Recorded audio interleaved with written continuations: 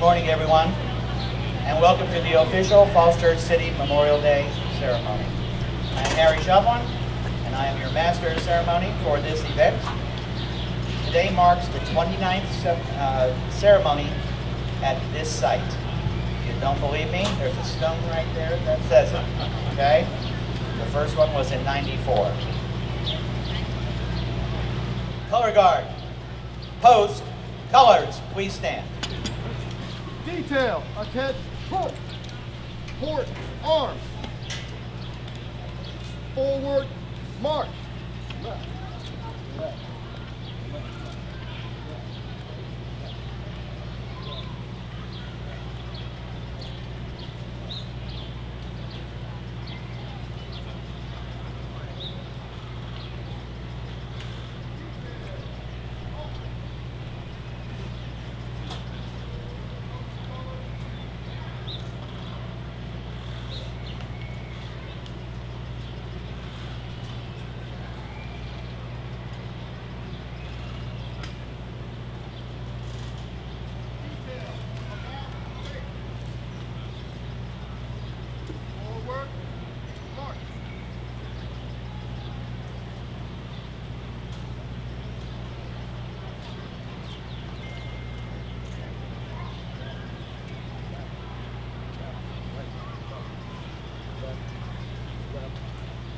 Detail, halt. Good morning, I'm Father Burl Salmon. I'm the rector of the Falls Church, which since 1732 has been where we are now, and we are so honored to be a part of the city that shares our name. I ask you to pray with me. In the stillness of our hearts, let us call on the one whose name is known by all and written on our souls, the one who created all things and in whom we live and move and have our being. God who knows our inmost parts, God who sustains us and promises never to leave us comfortless. God who rejoices in justice and peace, hear us. Hear our prayer for those who have died. Hear our prayer for those whose hearts and hopes are known to you alone. Hear our prayer for those who sacrificed all for the benefit of others, those who valued the greater good of their nation more than their own, and instill in us a generosity so nearly theirs that we too may see greatness in selflessness and glory in the service of others. Kindle within us the will to make this world as you would have it be, a world with hallmarks of justice and peace, in which the lion and the lamb dwell peaceably, and in which swords are beaten into plowshares. Comfort us who mourn for those we love but see no longer, and let your hope be our healing. Hear us, we pray, in these and all our prayers, thoughts spoken and unspoken, and in your great mercy come to us and heal us. And forever in your peace be with us and those for whom we pray. Amen. Amen. You may be seated.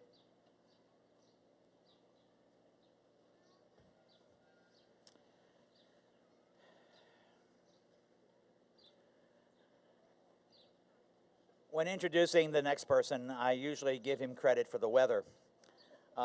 This year I'm going to change it. I'm going to give Scarlett Williams, Director of Special Events at the Rec Department, special kudos for the weather. No rain, no snow, sleet. All right, without any further ado, the longtime mayor of the City of Falls Church, David Tarter. David? Thank you, Harry. Let me turn this around so I can see you all. Welcome to the 2022 Falls Church Memorial Day celebration. We've had a tough past few years, but it's great to be back in person. How about that fun run today? We had a huge crowd. It was really exciting. I'm told I won my category once again this year, fastest crawler. It's a tough crowd, Harry, I know. Yes, Before we get started, I'd like to recognize some of my colleagues from government. From City Council, I've got Phil Duncan. There's Phil. Vice Mayor Letty Hardy. Where's Letty? There's Letty. Mary Beth Conley. There she is. Carolyn Leon. Where's Carrie? There she is in the back. Dave Snyder. There he is. We've got Laura Downs from the school board. I don't know if Laura's still here. She was here earlier. Ross Lichtenhouse may be here as well, former city council member, now in the EDA. Tom Clinton, Commissioner of Revenue, in the back. Wyatt Shields, our city manager, right over there. And Cindy Messner, our assistant city manager, she's in the back. I'd also like to thank Bob Smith and Jerome Gibbon of the Greater Falls Church Veterans Council who organized this ceremony. Let's give them a big round of applause. And also a big thank you to our Master of Ceremonies, Henry Shovelin, who's been doing this since 1994. Harry, how about a huge round of applause for Harry? Thank you for your dedication to our veterans. You know, this ceremony gives us the opportunity to remember what Memorial Day is all about. While this is a day of fun entertainment, picnics, barbecue, and other festivities, it's first and foremost a time to come together as a community, to honor all the soldiers, sailors, airmen, airwomen, Marines, and members of the Merchant Marines and Coast Guard who have fought and given their lives for us. Everything we do today, the fun run, the parade, this ceremony, is done in the memory and honor of our fallen heroes and the ideals they fought for. Both Veterans Day and Memorial Day are times when we come together as a nation to give thanks and honor our military men and women for their sacrifice. While Veterans Day is a celebration of thanksgiving and service, Memorial Day is a somber reflection of the price of freedom. It has its origins back in the Civil War. It was at that time that Lincoln gave us the words to express our grief for the heavy sacrifice of war, how we honor the courage of our fighting men and women, and how we celebrate the freedom they won for us all.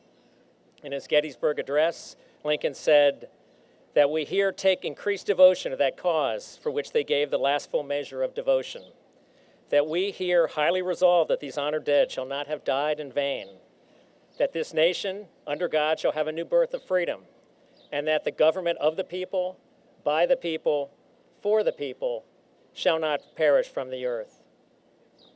These words still resonate today, for the fight for democracy is not over. As we speak, the people of Ukraine are locked in a titanic battle to preserve their fledgling democracy. And just 16 months ago, our own capital was stormed by people seeking to overturn the results of a free election. It has never been more important for us to affirm the values our veterans fought and died for. On this Memorial Day 2022, let us renew our common allegiance, celebrate our shared values, and move forward together in this great but always fragile experiment in self-government. Before I close, I'd like to acknowledge just a few of the other folks who made today possible. You heard Scarlett Williams, also the Park and Rec staff as a whole. Let's give them one more round of applause if we could. The Falls Church Concert Band, led by conductor Robert Little. How about a huge round of applause for them? Sergeant Major Robert Patillo for his beautiful singing voice.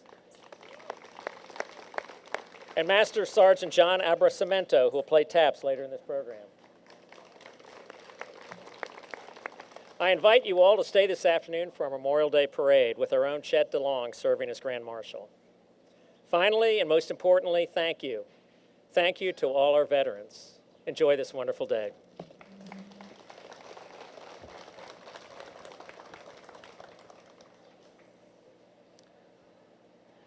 Before I introduce Bob Smith, we had a latecomer to this program, former City Council member Lindy Hockenberry is right over here, okay? Must identify my former partner. And right. Okay. Bob Smith, Vice Chair of the Greater Falls Church Veterans Council, has some remarks in reference to the MIA, POW, and other subjects. Okay. It's always difficult to follow Mayor Tarter. He always is very nice in making sure he recognizes everybody that contributed to this affair and all the other ones. It's also the time when we also recognize those that gave their lives, and that's why we're all here. We're also remembering those that never came back, the 86,000 that have not come back to America as they fought our wars, 1,586 from Vietnam, which is why I wear this flag in honor and recognition of those that still have not come back. I want to also say that we're going to continue to do things as long as we've got our government willing to fund the programs to go and repatriate the remains of those that have died. There's a lot of question about that. Pay attention to it on the news and see if you can do something about it. The funding is always a suspect every year, especially when it comes to a new political agenda of a new president or someone else. And it does make a difference. I just want to say that we've got some tough times that have lasted in the past, and we're having some tough times now. This summer is not going to be an easy summer. Just remember one thing, we are all Americans. We're not the enemy to each other just because we disagree politically or that we decide what likes to be funded and what should not be funded. We're still all Americans, and I urge everybody to keep that in mind as we go through another tough year that's coming ahead.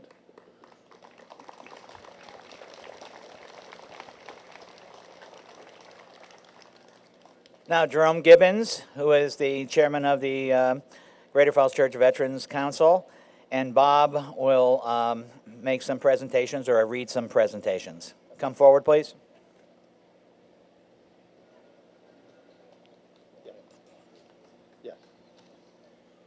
Good morning, everyone. Thank you to the City Council for helping us put this presentation on today, and certainly to Scarlett for her support and her team. On behalf of the Greater Falls Church Veterans Council, I had the honor of stepping up following Bob here, who was commander for many years. I am now serving as commander in rotation. I'm also the commander of the Greater Falls Church group, otherwise known as the Catholic War Veterans, and that's my hat and attire are suitable for that organization's recognition.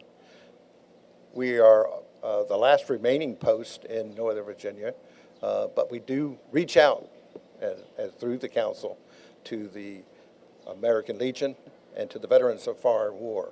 And we serve as a team, and that's the whole purpose of our council, is to reach out through them to all the veterans that make up our community. Not only just the veterans who served in war, but their families, because many of the families are husbands, wives, children, uncles, aunts, and grandparents. And today we have before us an opportunity because the governor of Virginia has declared in resolution a recognition of National Vietnam War Veterans Day.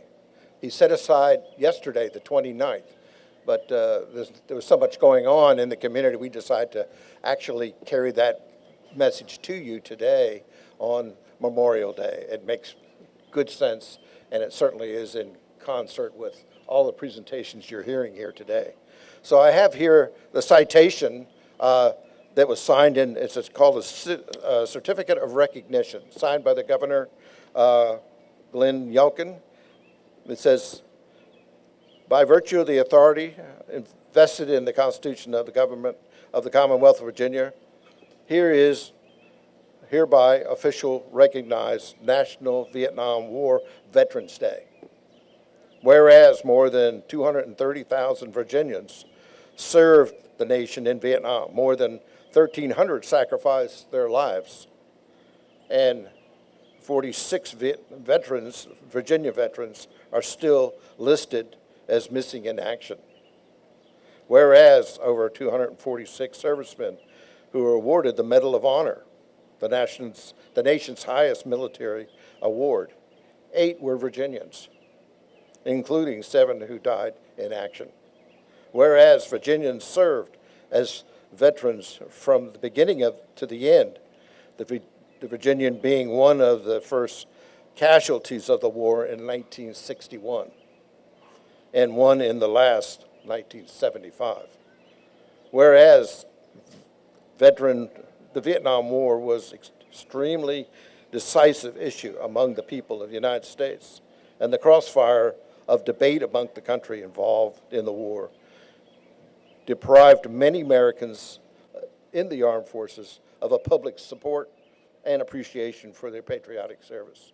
Whereas the soldiers, sailors, airmen, and Marines who returned from Vietnam were never accorded the recognition and praise that was routinely awarded returning servicemen from any conflict, servicemen and servicewomen in earlier wars. Whereas it is especially important that the extraordinary contribution of American Vietnam War veterans and the sacrifice of their families be recommended and recognized. And finally, whereas the Vietnam War Veterans Recognition Act of 2017 officially assigned or designated March the 29th of the National Vietnam War Veterans Day annually. As you know, the coming into the war was 1975, so 2075 will be the end of the celebration period. So this is a step up to that celebration for 50 years. Now, therein, I, Glenn Yelkin, do thereby recognize March the 29th as the National Vietnam War Veterans Day in the Commonwealth of Virginia, and I call that this observance be to the attention of all of our citizens. Signed, Glenn Yelkin, and the Secretary of Commonwealth, James.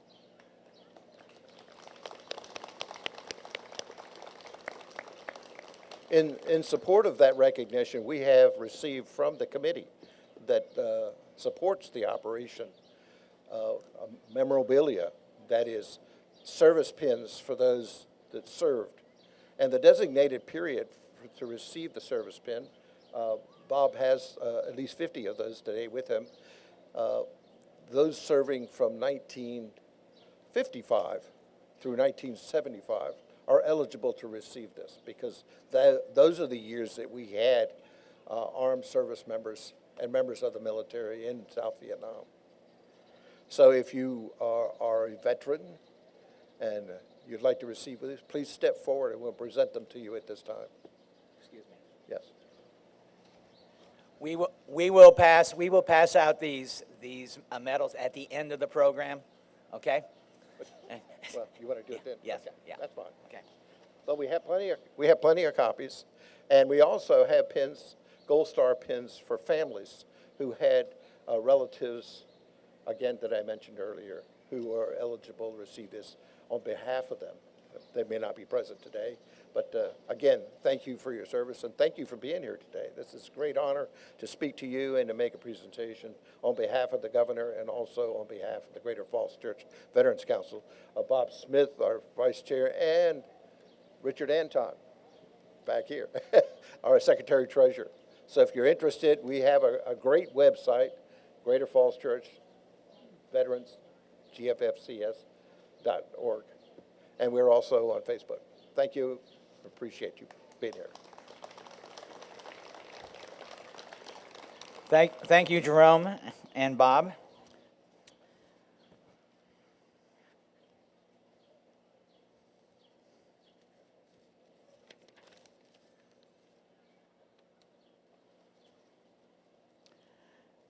I'm going to take 2 minutes to read something. I have a philosophy: why write it if someone else has written it? I don't mind paraphrasing and giving other people credit for words that come out of my mouth. Memorial Day, the unofficial start of summer when the smell of backyard barbecues and vacations dominate our attention. But before we take rest from these past months, we should and must offer prayerful reflection on Memorial Day. Without those men and women who bravely surrendered their lives in military service throughout our history, including present times, our safe country, our free country, would be less safe and less free. Despite any division within our nation, we know that those who died for us did so out of sacrifice, and I think this is an important phrase, sacrifice for the common good. We need to say that 10 times a day for certain politicians. Our thanks should be the starting point and the ending point of Memorial Day weekend as we honor the fallen who have gone to their eternal rest and who ensured that we remain one nation, under God, indivisible, with liberty and justice for all. That was written by Bishop Michael Burbidge of the Northern Virginia Catholic Diocese. I couldn't have written it better. Okay.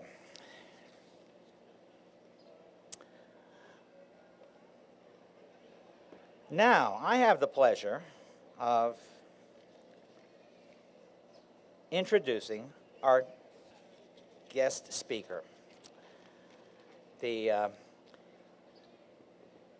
Navy Captain Shah Coe, retired, is originally from New Jersey, and we won't hold that against him.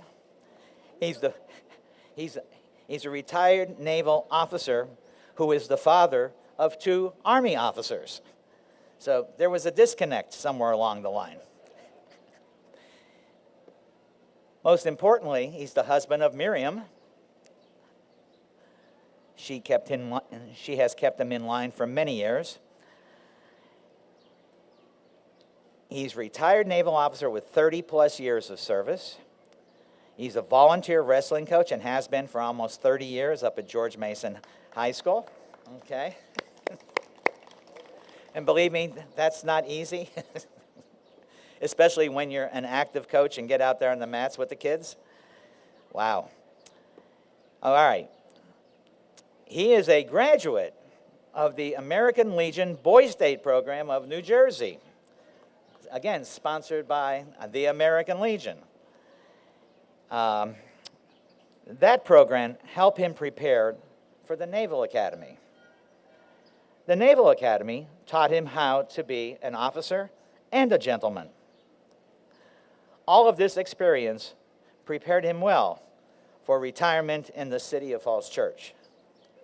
I respectfully present to you Shah Coe.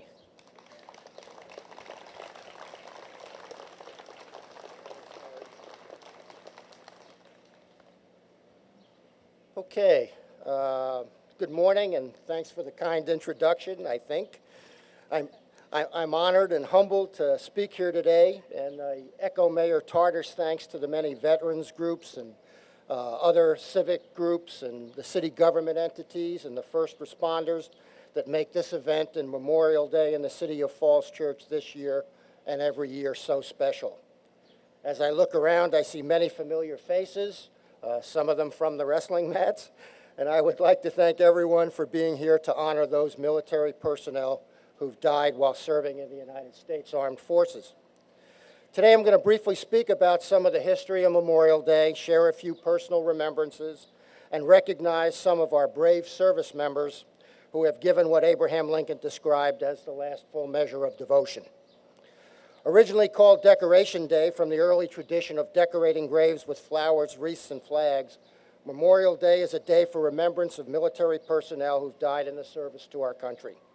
It was first widely observed on May 30th, 1868, to commemorate the sacrifices of the Civil War. Soldiers, as a result of the efforts of General John Logan of the Grand Army of the Republic, an organization of former Union sailors and soldiers, and the forerunners of our current veterans organizations. It's believed that the day was chosen because it did not coincide with any specific battle or event, and was also during a time of year when flowers would be available in all the states. The first national commemoration was at Arlington National Cemetery, and after the ceremony, 5,000 participants helped to decorate the graves of more than 20,000 Union and Confederate soldiers who were buried there on the grounds of the former home of General Robert E. Lee. After World War I, Decoration Day became an occasion for honoring those who died in all of America's wars, and after World War II, the name Memorial Day became more common than Decoration Day. Memorial Day was finally proclaimed an official federal national holiday in 1967. Coincidentally, in that year, I had my first personal epiphany concerning Memorial Day.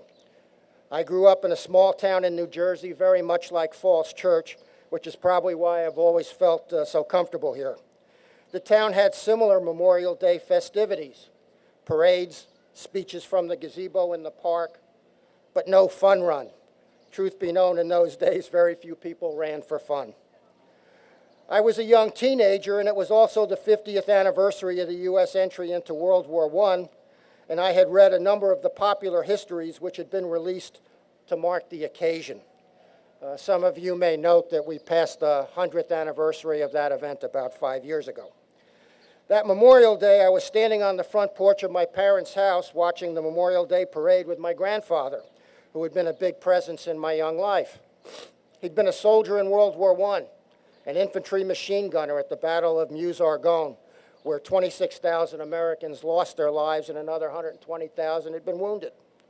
As the parade went by, I remembered thinking to myself that I was sure glad my grandfather wasn't among the fallen, or he wouldn't be there with me. I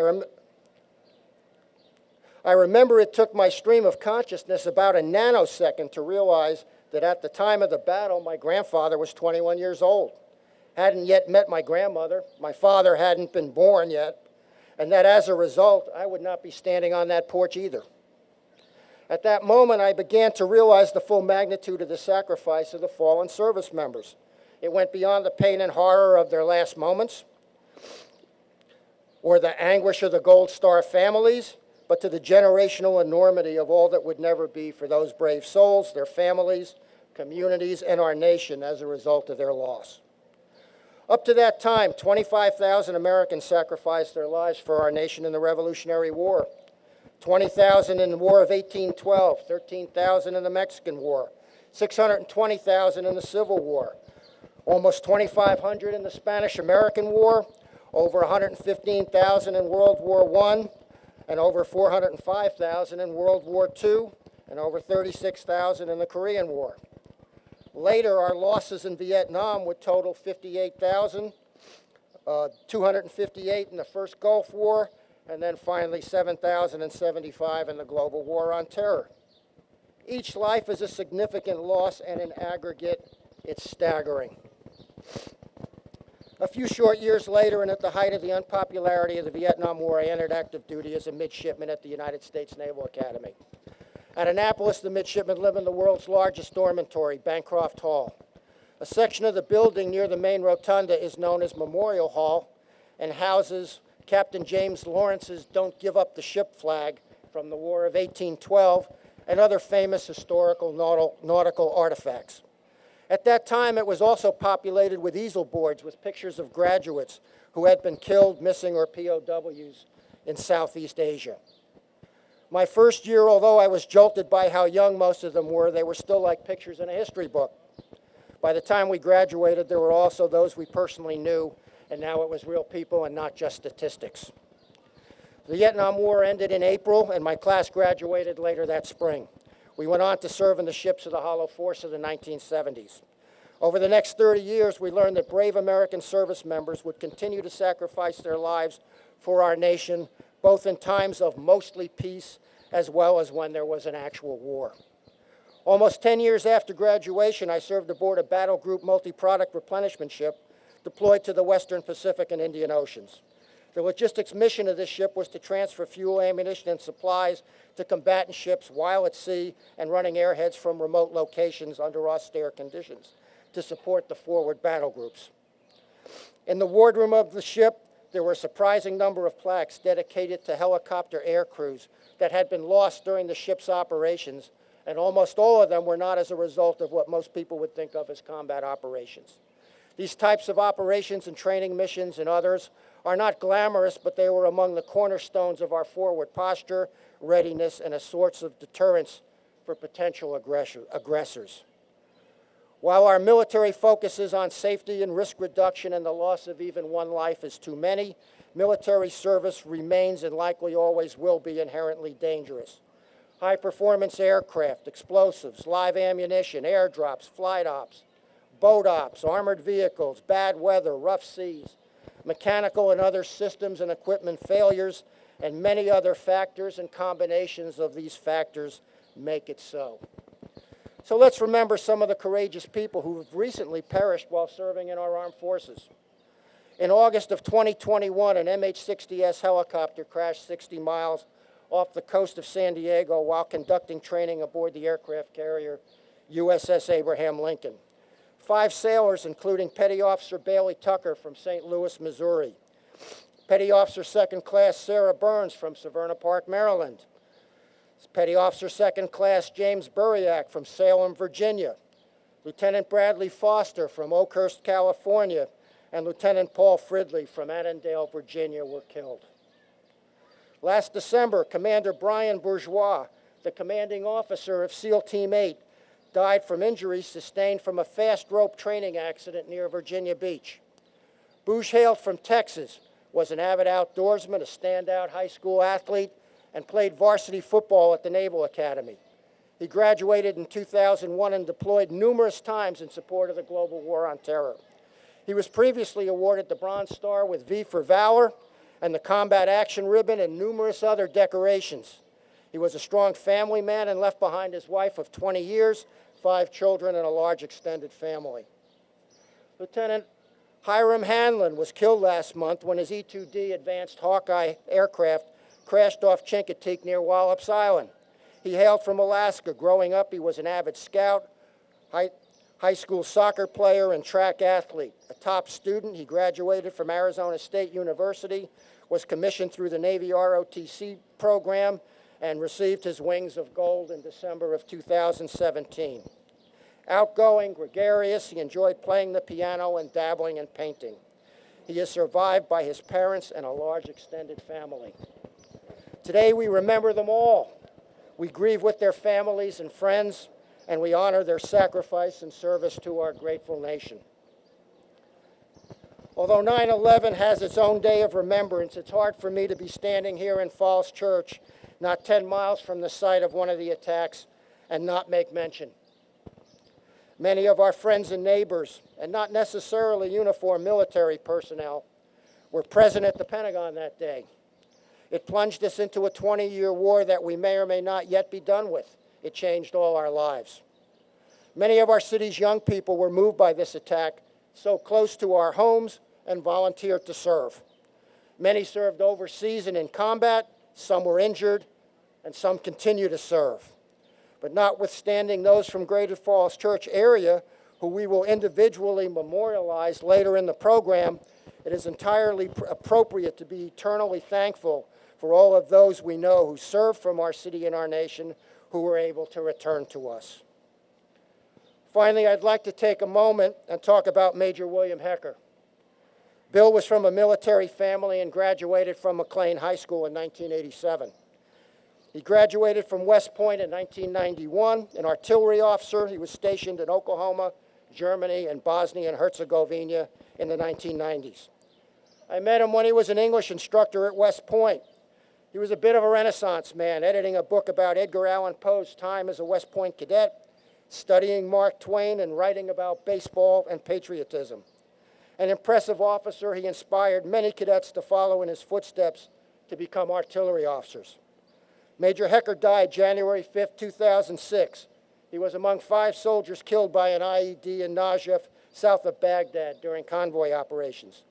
He left behind a wife and 4 children and a large extended family. I think about him on Memorial Day, and I think about him every day. I like to think he's looking down from the great beyond for those young artillery officers who continue to carry on his service. In closing, I would like to thank you all for being here at this Memorial Day ceremony. I hope you will all enjoy all of today's festivities that bring together our families and our community, as I'm sure they would want you to. After all, this good life that we have is what they were fighting for. I hope you will all also observe the national moment of remembrance and pause at 3 p.m. for a minute of silence to honor our fallen service members. There really aren't proper words to honor these brave souls and their loved ones, but we should live in gratitude each and every day for the gifts of liberty and freedom that they have helped preserve for us. Thank you, God bless you all, and God continue to bless the United States of America. Thanks, John. John.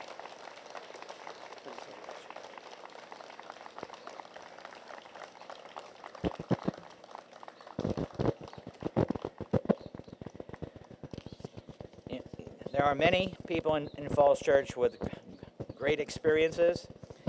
Now you heard why I asked him to speak to us today. Okay.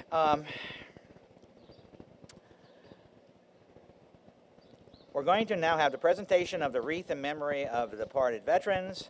Sue Martin Stewart, Falls Church Chapter, National Society of Daughters of the American Revolution, will be placing the flowers in front of the flag.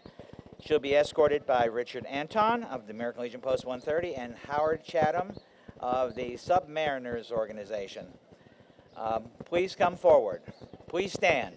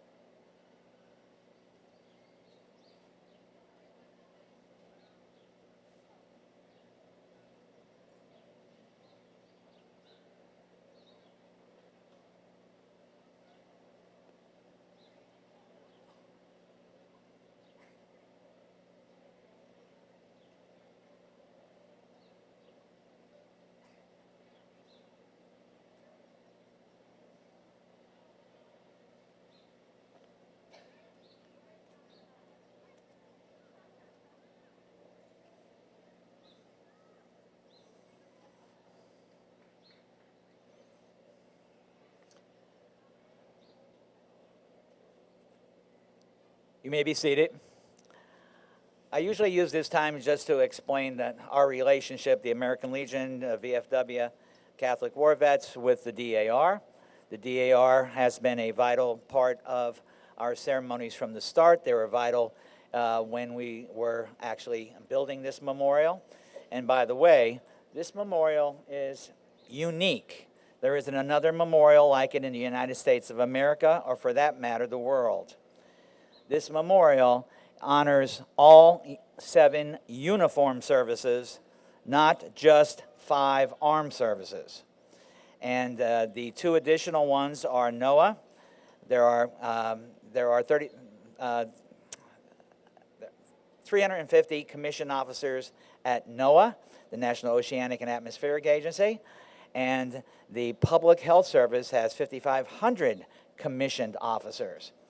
Upon finishing 20 years of service in either one, basically they're eligible for the entirety of veterans benefits and are referred to as veterans. Most people don't understand that. Once again, another example of inclusion in the City of Falls Church. Before we read the names of the people on the plaque, I have just a few remarks. I know it's hot. We'll go through this with speed. I always like to mention the founding members of the Falls Church City Veterans Memorial. We only have one. We'll only ever have one, as declared by City Council. And starting off with one of the activists who actually got this moving. Tony Skirbo, whose son is with us today, as he has been for the last 27 or 28 times. Lou, please stand up. Okay. He hasn't missed a ceremony since '94. Then we have Paul and Janine Smale. They're both interred at Oakwood Cemetery.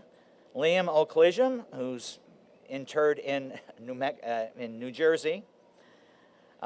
Ed Strait, former city council member, activist in the CBC, Jerry Miller, and 2 people who are not deceased, Kay and Stuart Drake, who in retirement moved to North Carolina.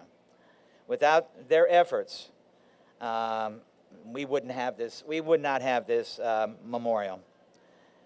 All right, Falls Church citizens of note who we have lost recently. Police Sergeant Robert Bob Tuthill, 17 years on the force, passed away a couple weeks ago. He's at Oakwood also.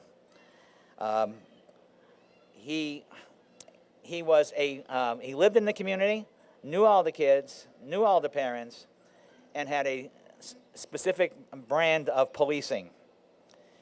Whenever a teenager was picked up for doing something mischievous or whatever, he would always give them the choice. Do you want to go down to juvie, or do you want me to take you home? Inevitably, they all said, "Take me to juvie. They'll be easier on me." and so he'd say, "Okay."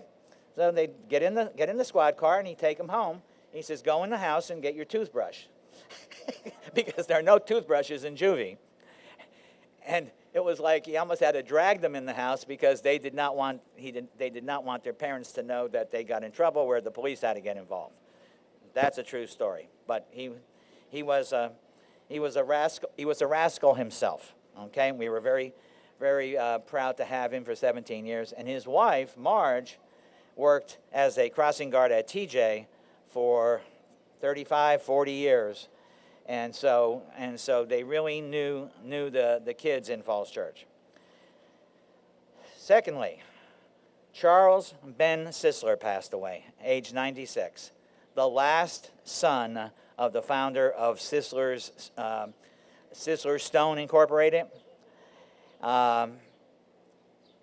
He was a guy who always had a gleam in his eye, and he was a rascal too. I think of that era from the 50s, 60s, whatever. There were a lot of rascals in Falls Church, and Ben Sisler was a rascal. He's going to be he was right up until the time of death. He was president of the corporation known as Sisler Stone Incorporated, and he was a volunteer, former chief of the volunteer fire department. He was a giver. I classify people into two categories: givers and takers.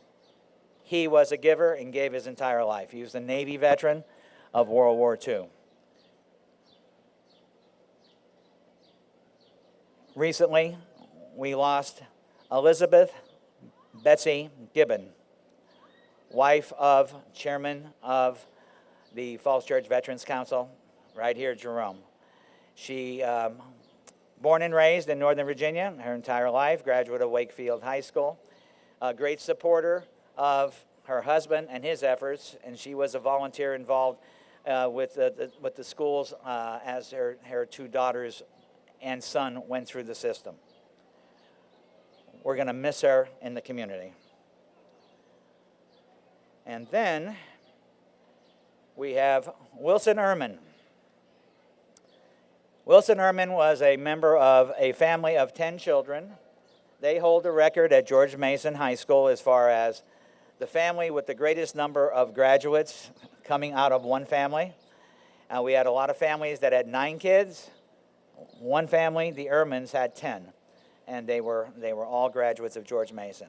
He was also referred to as the assistant, when he was a student, he was referred to as assistant athletic director, that he basically helped our athletic director do everything. And he was a funny guy, but most importantly, he was a lifelong reader. And if he got anything out of the school system, the love of reading. He will be missed by his family greatly.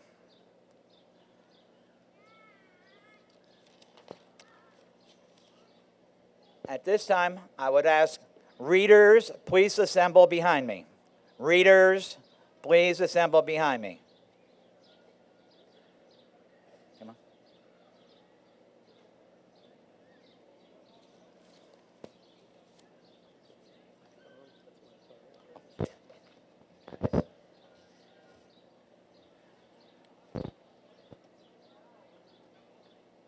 Marcellus?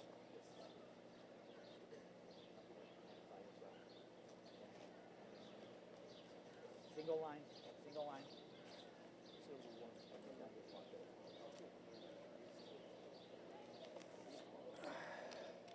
thank you all for coming out. I know it's hot out here, and we're not going to hold you here long. But we're here to recognize and honor the fallen of Falls Church who were on the plaque behind us. And they gave the ultimate sacrifice. They believed in getting in harm's way. I don't know if any of you realize that, but sometimes you got to put yourself out there because freedom is not always free. But those who give their ultimate sacrifice, they believe and they put themselves out there, and we're here to just say their name. My name is Marcellus Davis. They call me Marcel. I was in the Marines, and so I'm out here. Hoorah! I see another jarhead in front of me. So, for the Mexican War, from 1846 to 1848, we have Henry Fairfax and Charles Broadwater West. From the Civil War, 1861 to 1865, we have Charles Henry Ashford, William Joseph Rowan Birch, Frank Brooks, Daniel Frantz Delaney, Walter and William Kirby, Charles Newton, John Reed, James Roby, John Sewell, John Terrett, and from World War I, Stephen McGordy, Warren McIntosh, Arthur Morgan, Ralph Stamberg, and Walter Traviner.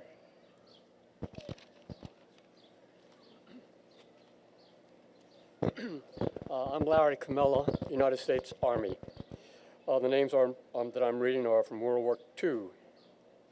Corbin Braxton Bryan, Daniel Budd, Willis Chin, Thomas Cunningham, William Faught, Roy Gilbert, Warner Hawley, John Kutzos, Norman Leppert, Joseph Madden, Lyndon Marshall, Paul Martin, Raymond Martin, Reuben Moffat.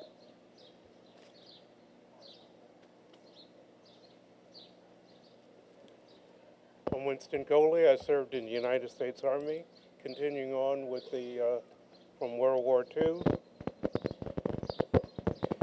Joseph Patterson, Philip Pergondi, Paul Rohr, William Shears, Ralph Smith, Linwood Spencer, Benjamin Stelles, James Taylor, Victor Turo, Edwin Ward, Joseph Whitmire, and from the Korean War, John Julian.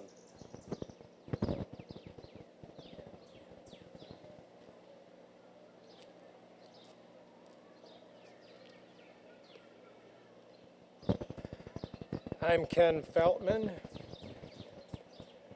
The Vietnam War, first half.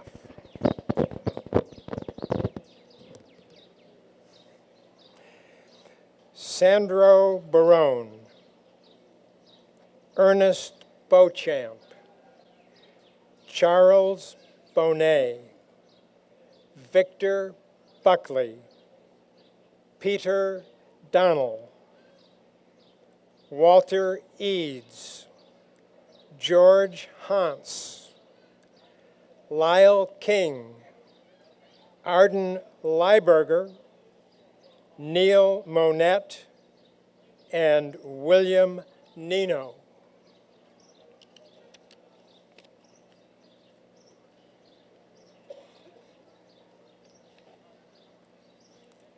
Hi, I'm Bob Simpson, and this is a continuation of our Vietnam vets. Darnell Payne, George Perry, Thomas Reagan, Jeffrey Reich, Bruce Robinson, David Francis Strickler. Incidentally, his brother was the one that started our color guard at Post 130. He was the brother of David, and he is seeing his brother now as of last year. John Stoller, William Sutton, Ronald Tobart, Gerald Umholtz, and Richard Bies.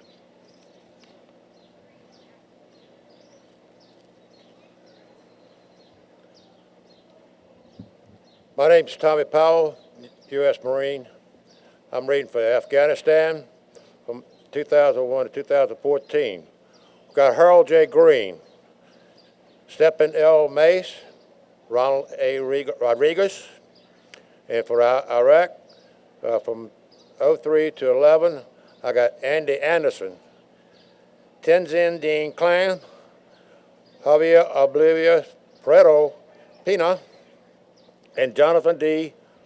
Winterbottom. Thank you.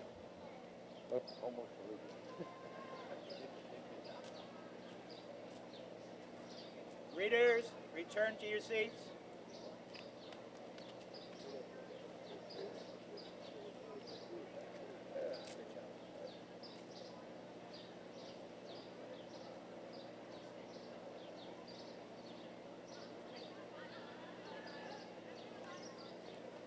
Reverend Salmon.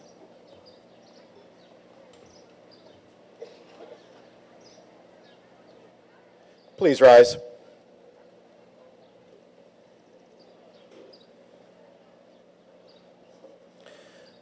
O Judge of the nations, we remember before you with grateful hearts the women and men of our country who in the day of decision ventured much for the liberties we now enjoy to ensure that the torch of freedom burns bright on these shores. Grant that we may not rest until all the people of this land, regardless of the divisions we create out of fear, share the benefits of true freedom and gladly accept its disciplines. This we ask in the name of the one who creates us and sustains us and will never leave us alone. Amen. Amen. Continue standing.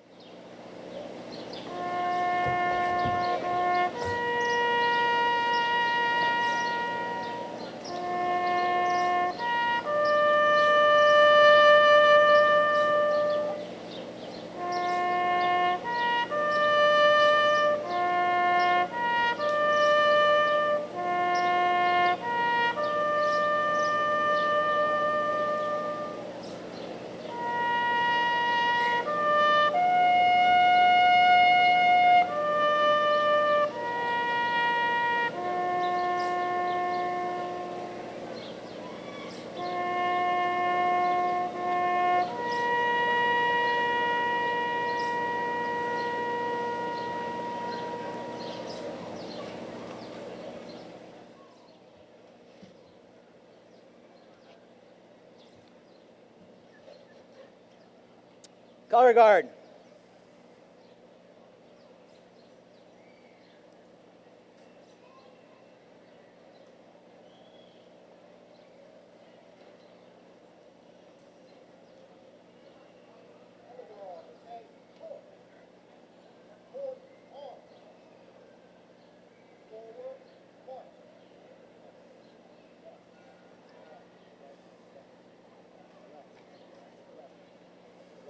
Right.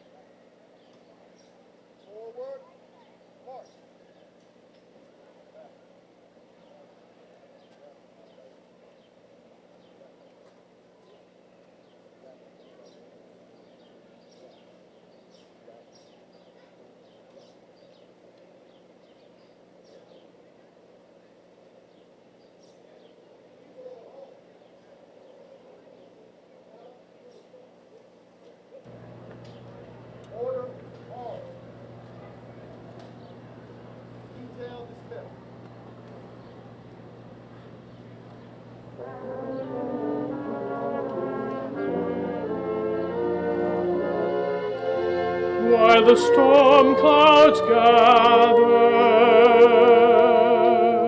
far across the sea.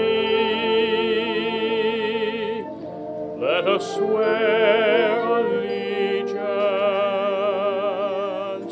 to a land that's free. Let us all be grateful for a land so fair, as we raise our voices in a solemn prayer.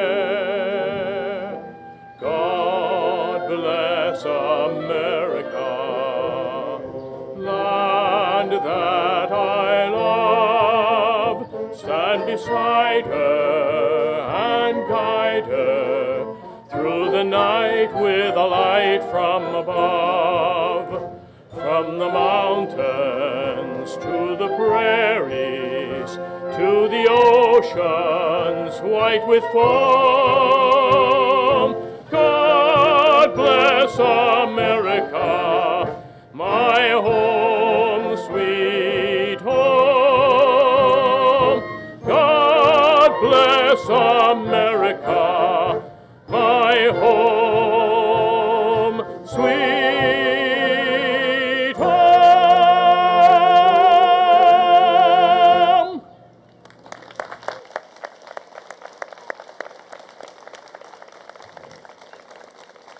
What a beautiful way to end a program. Thank you, Bob. Thank you, Richard. Thank you, band members. We are blessed in Falls Church to have such talent. Thank you all for being here. This concludes our program. Remember, if you want a pin, come up here, and they'll be distributed by Bob and Jerome. Thank you all for being here. Okay.